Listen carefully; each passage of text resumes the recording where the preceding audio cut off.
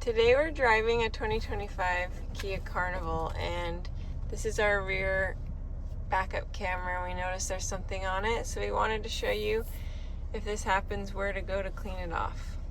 So you'll come along back to our trunk, and there'll be a handle lever to pull up the trunk or the rear gate, and you'll see that the camera is right here, and it looks like it's covered in some dirt.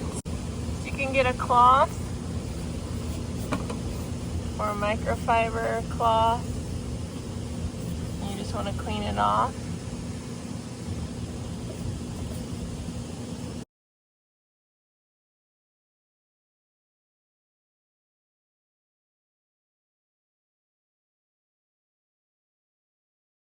And it should be good to go now. We'll go check the camera.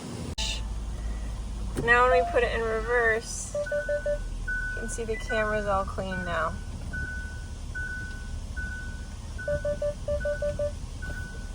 Thanks for watching Big Al Repairs, and hopefully you'll subscribe.